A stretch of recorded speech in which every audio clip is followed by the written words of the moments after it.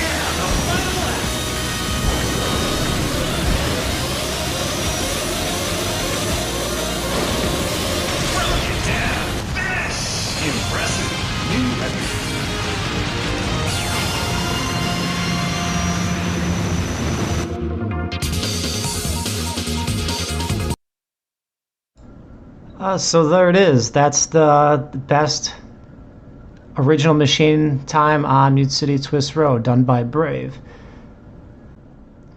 So now let's go into the run to see why it was so good. Besides just looking good, some runs can look good but then not be fully optimized, but this was extremely optimized. So now let's go into Fat Shark itself. So what we're looking at here is what Fat Shark is and what it does. So you can see all of its settings here for 100% max speed. And you got the weight here, which is really important in GX. And now we're looking at some top speeds. So 1109, that's a pretty good speed, but it's not the highest. A lot of times custom machines are going to drive faster. And this specifically, you'll notice if you use Fat Shark, you don't drive this speed when at max speed. It's because Fat Shark is a bit different with the stick. If you even touch the stick with Fat Shark, you drop speed in like a significant amount. So it's very sensitive in that way. And that's why people generally, when you move Fat Shark, you're doing it based off very controlled quick turns to minimize speed loss. And the MT point is what's referred to as when you turn the gas off. So with Fat Shark, it'd be 1273, and that's kind of what the point of where you have worse returns. So if you have the gas off past that, you'll be losing speed faster than you'd be having it with the gas on. So these are things you need to keep in mind when using the machines, and this guide's really good because AKC here put together a list with all the machines. So that's really something you should pay attention to when you're playing with original machines, to know what the stats are and how the machine plays. Now that we watched what the best run is, now let's see what happens if I try to copy Brave's run and see what mistakes will occur.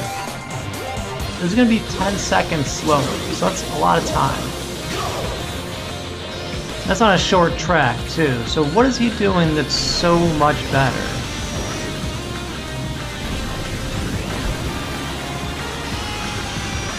And you can see what happened already. This MTS is already flailing, so I had a bad approach here. So now I'm like not optimizing for the best MTS speed, and now it's just gonna be lower all around. And you'll see what happens here too. This is also an important feature that you always need to really, it's a number you need to always keep your eye on, is MTS exit speed. In this case, it's MTRS because the rail's involved. And you can see here now I'm well below 900, and now I need to recover from that. So it's much slower than it should have been.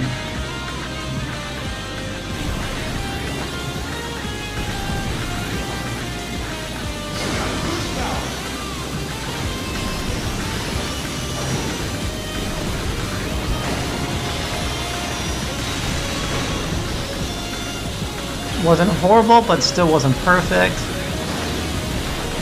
And right there, this is where Mute City Twist Road has a weird thing around these two zippers there. If you do a strafe at the right time, you could catch a shift boost. So that's what Brave did there. And now, I can't really hit this shift boost, MTS into a shift boost here because my speed wasn't high enough.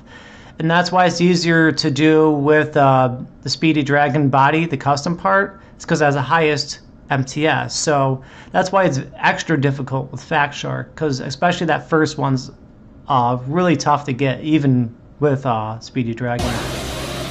And then missed that one as well. And you can see Brave was going over 3,000 at this point. And that's just, you know, twice as fast as I was going. And here my energy wasn't calculated right, so now I'm just not boosting. And I'm still going to try to do a finish here, but it went wrong. But if you can see, I'm already at 55 seconds, and his total time was 47. And you can see how everything it just keeps adding up. And pretty much every movement of the track, Brave was more optimized than I was. And that's really how complicated Fat Shark it is. Every movement matters so much. You know, it's just so much different than the other original machines. Like if you play with you know, even like Blue Falcon's a decent machine, but like the time loss and difference won't be this significant. It won't be a 10-second difference if you don't do everything correctly. So that's how really challenging Fat Shark runs are. And just in case you don't know what the MTS is, this is what I'm referring to, Momentum Turbo Slide. So this is the guide here, which I'll put in the description. And once you start getting into like the time attack of the game, I always emphasize, like, if you just got the game, like, just play the game and, you know, have fun with it, try beating story mode and all this stuff. This is like advanced stuff where you don't need to use it to beat the game. This is like where you get into like, I'm trying to set, you know, time attack records to get my personal best. So this is a critical movement. It's itself, I guess you'd say it's an easy thing to do, but it's a difficult thing to perfect because it varies so much, and you need to have good lines to do it and good setups for it. And like I said here, to get the shift boost on Mute City Twist Road, I need to be going a certain speed. So there's a lot of other factors into it, and to execute it properly becomes advanced, especially when you're using Fat Shark and Black Bull. It gets a lot more advanced. And like, because Blue Falcon and other machines can do it, and you can just kind of just do it and it's fine, but it gets more complicated once you have machines that can execute this move, like this technique at a higher level. Jumping back to Brave's run. So now let's kind of pinpoint what I was talking about, the difference between my run and Brave's.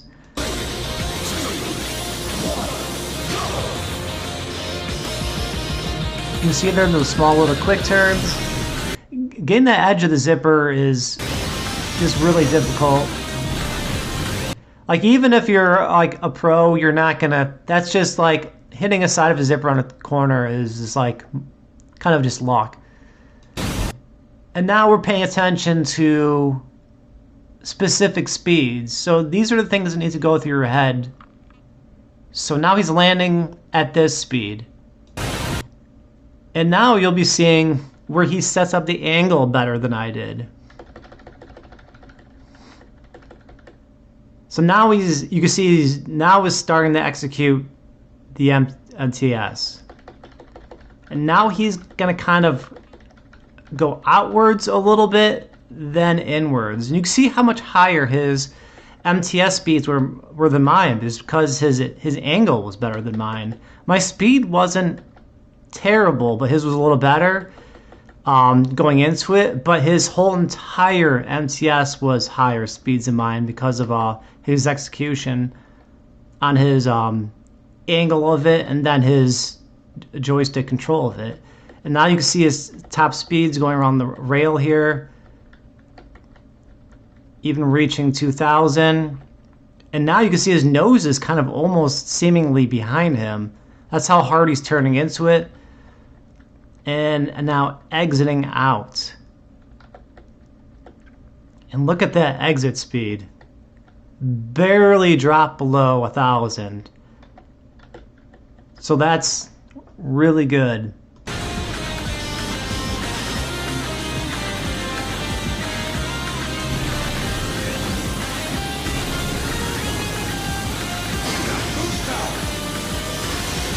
He skips the zipper there because he's so good at MTS. So basically, if you're not a master of MTS, you could compare this yourself. Just play straightforward and don't do that MTS and just go for the zipper and boost first trying the MTS. If you're not good at it, you'll actually get a better time by not doing the MTS. That's just kind of like where you could gain on people, is if like once you can execute at those high levels. So now paying attention to these speeds again. So now, you know, he's at 1,700. I was able to match this part. And let's see, now he's going into it again. Really strong MTS. Gonna just graze the rail. Pick up the speed, and not as much as he did the first time. You don't need to in this boost because you'll drop more boost speed if you did. So now he's able to exit at 1,600, which is higher than mine. So those are numbers you really need to pay attention to. And important there is if you boost properly, your boost should connect with that first zipper there. And now let's see what he's going to do. Like I talked about the strafing shift boost. You'll see it coming up soon.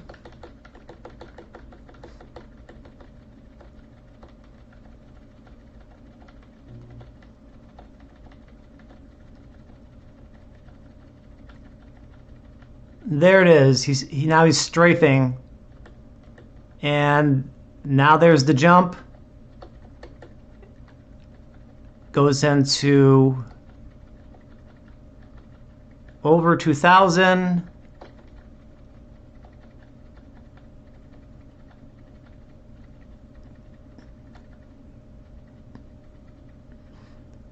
So you wouldn't normally be able to execute this if you're not going to speed, because he really had to pick up that speed. I don't know the exact speed you need to get this first shift boost here, MTS into the shift boost, but it's pretty high. And see there, jumps in from 2,200 and almost doubling that. So if you're just trying to get that normally, you will never ever get it if you're not going at that speed. And now this makes the second one easier, because you also need to have a pretty high speed to get this one too.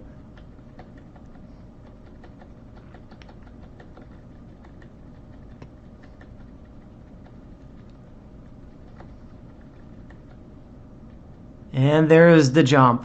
So you kind of see where it curves into and get it. And that's just crazy high speed. Now he can just empty the rest of the track. And now let's see the setup for the finish. So now he didn't have to boost, and he can measure his energy, and now all he has to do is, for the explosive finish, is align it properly. And you can see, like, I failed it, so it's not a gimme by any means. They vary a lot in speed. So he probably had to do this a bunch of times to get the one he wanted. And for this finish, you can't do it too early because you're actually in a loop right now. So if you grind too early, like your machine just like kind of pops out of the loop because it's not a flat rail. And now you can see now it's kind of flattened out right now. And there's like a sweet spot you hit, and it sends your machine into explosive finish, into a shift boost on the ground. I mean, you just get crazy speed. And a lot of times this one, like, you don't even, like, even if you get the explosive speed, it could send you like in directions that don't count crossing the finish line, like below the track or all sorts of things. So just because you get the explosive finish and get speed, it also doesn't mean you're going to finish. And let's check out those splits. So, I mean, a sub 10 third lap is just, that's just insane. You can see what it takes to get it. You need, everything's continuous in GX. So you needed to set up the end of second lap played into the entire third lap. And that's pretty much how GX works, and how the time just keeps like getting cut on top of each other, and like why it'll be such a big time difference between runs. So I mean, if you miss one thing, like it messes up everything afterwards. So you pretty much have to reset. But if you play it forward, then you know, if like he just missed that the shifting shift boost there at the end of the second lap, it would have compromised everything. It means no first MTS into the shift boost in the third lap, and probably wouldn't get the second one, and then he would have to start boosting in the pit and measuring it that way. So like it completely compromises the whole run, and that's how significant just one little movement can be. Now I'm just going to cover some of the kind of the finer details and show you kind of the right and wrong. So like I said before, the top speed's 1109, so let's check that out. I'm just going to go on the straightaway here. I'm not touching anything. 1109. Now let's see what happens if I could get that speed again, but now I'm going to touch the joystick. So let's go back from the same place. And after this corner, I'm going to start touching the joystick. So I'm getting back to 1109, but now you're tugging the joystick. It'll drop down that far. I'm just controlling with the joystick only. And you see that's the difference between using the quick turns and the joystick. So now I'm going to do this lap using quick turns.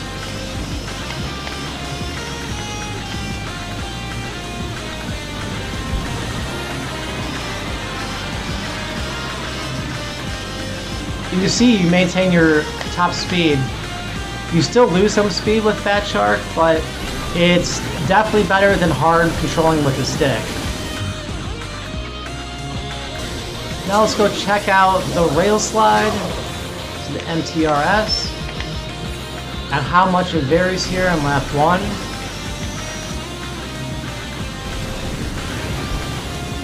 So I'm going to wait this time and kind of dig into it. So you can see here, I delayed it, and now I was able to execute a pretty good one. And I had a good exit speed around 1,000. And that's kind of what you do more if you're not an expert at the type of one Brave did. Because he started from much further away, but that's because he has extremely good control over the angle and the pressure of the MTS. And then he's able to connect it to the wall and not lose speed. And you can see how it is on my run where I was demonstrating it. I was kind of just like trying to get to the wall for my MTS because I just didn't have the proper angle or the proper pressure, and I was kind of just like flailing around. And then your MTRS is going to be weak, and your the exit speed's going to be weak. So, you know, the whole entire thing has to be good. And if you can't execute the long one that Brave did, just come in closer, like I did here. And let's do it differently this time. So this time I'm going to intentionally show you if you do it wrong. So I'm going to copy the shorter one I did. But what happens if I chunk it up? I'll stay under the wall too long. So there's the chunk. So I exited like at 600. Is just because like there's a time and place where you need to be on this rail. I kind of call them soft and hard rails. That's like kind of how I interpret it. If you feel this rail there, it feels soft when you're going on it, then all of a sudden it's just like a chunk, and it's like you're gonna just like bottom out and drop speed. So it just like you need to know where to grind on that rail. And now let's take a look at a different run that was done by me, and I'll be using some less advanced techniques here. So let's see what time you could get without some extra stuff that Brave did.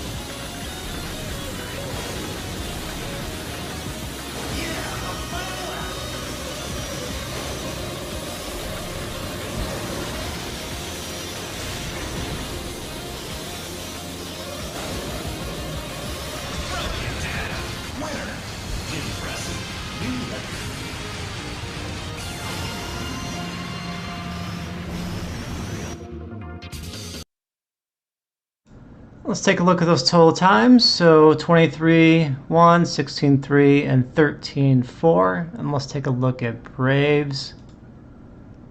So his first lap was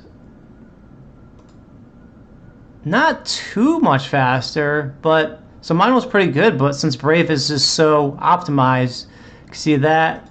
Then this is where it starts getting kicked in, he starts doing more advanced stuff, so he beats me by a second there, and then once that third lap kicks in, it's just a blowout. So you can see, like, I was talking about how you could skip certain MTSs if you can't absolutely perfect it, and that's what my run did.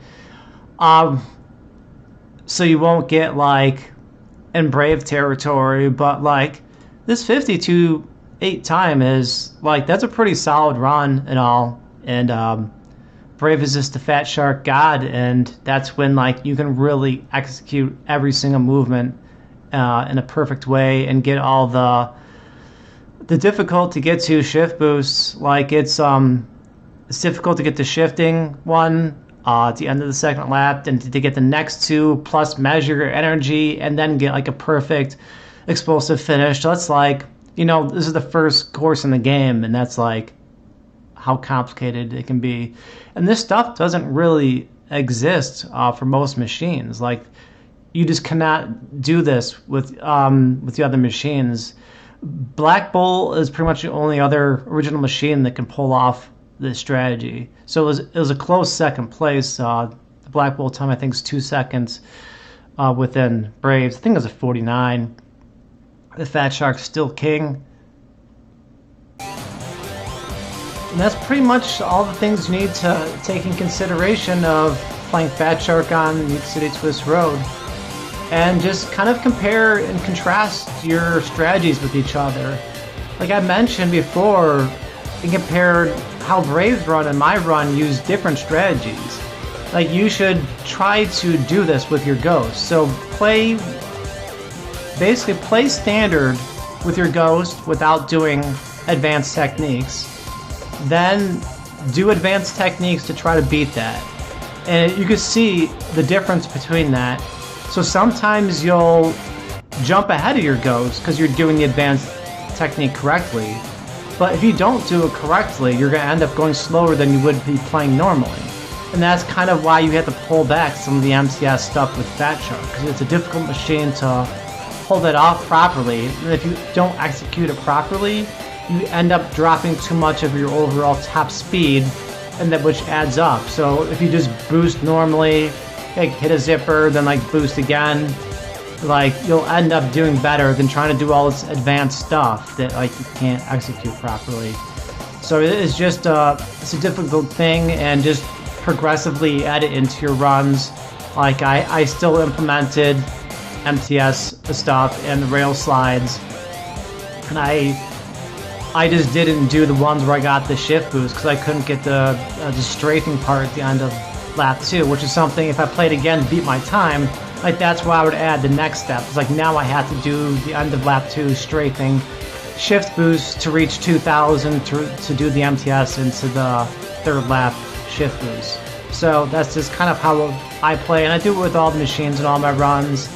I set basically a standard ghost. Like this is how I play, just playing it straightforward. I'm gonna boost and just try to reach top speeds without adding anything too advanced. Then I'll notate to myself, does this advanced thing work here or doesn't it? And sometimes you'll think like you're pulling off these maneuvers like, oh, I'm gonna MTS around this corner to save time, you know, and it looks like you're going faster because during the MTS you are, but then you're compromising all the movements afterwards. So it's kind of like you really have to pay attention to where you're implementing your techniques, and if your technique is executed well enough where you're actually gaining overall time more so than just you see the immediate jump in speed and associate that with time loss where you're losing time afterwards. So that's how I play, and that's what I use my ghosts for.